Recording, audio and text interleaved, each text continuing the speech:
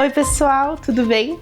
A Prefeitura de Caxias do Sul já tem o transporte que vai substituir o taxilotação. Não vai mais haver taxilotação na cidade a partir de 1º de setembro deste ano.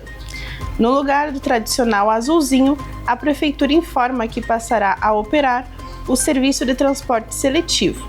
A Secretaria de Trânsito adianta que as viagens vão ser mais confortáveis e eficientes, acompanhando a evolução da mobilidade urbana. A frota será nova, do modelo sênior. No primeiro momento, este serviço será de responsabilidade da Visap. Em uma grande corrente de solidariedade, está arrecadando roupas, produtos de higiene e remédios para as vítimas na Venezuela.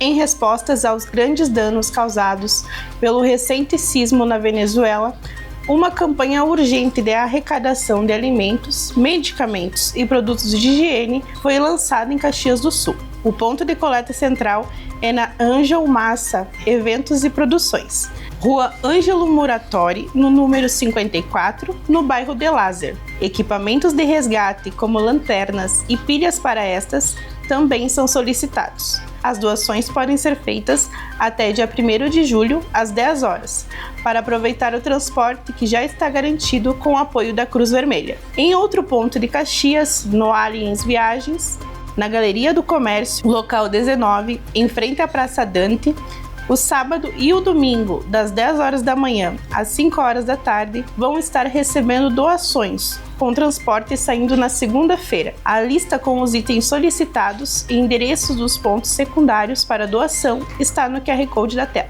E a nova versão do aplicativo Guria, assistente virtual do Governo do Estado, permite acessar documentos e solicitá-los via WhatsApp.